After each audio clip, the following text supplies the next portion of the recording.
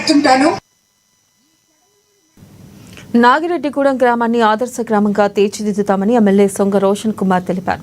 ఏలూరు జిల్లా చింతలపూడి మండలం నాగిరెడ్డిగూడెంలో నాటుసారా తయారీ కట్టడి చేసుకోగలిగితే రాష్ట్రంలో ఒక ఆదర్శవంతమైన గిరిజన గ్రామంగా అన్ని రంగాల్లో అభివృద్ధి చేస్తానని పేర్కొన్నారు. నాటుసారా తయారీ వలన ఆరోగ్యం క్షీణిస్తుందని, అంతేకాకుండా కుటుంబం పతనమవుతుందన్నారు. నవోదయం 2.0 కార్యక్రమంలో ఆయన ముఖ్య అతిథిగా పాల్గొని ప్రసంగించారు.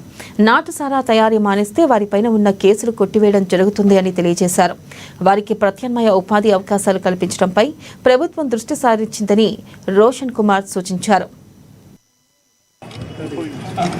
ముఖ్యంగా ఈ యొక్క ట్రైబల్ ఏరియాలో మన నాటుసారా గురించి మాట్లాడే ముందు మరి ట్రైబల్స్లో పెద్ద పెద్ద లీడర్స్ ఉన్నారు.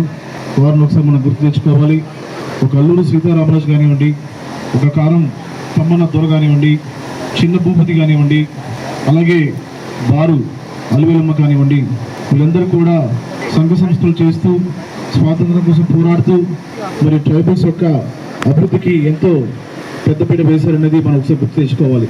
మరి ఇలాంటి చరిత్ర ఉన్న ఒక కమ్యూనిటీకి మరి ఈరోజు నాటుసారా విషయంలో ఇక్కడ మీటింగ్ పెట్టడం నిజంగా చాలా దురదృష్టకరం.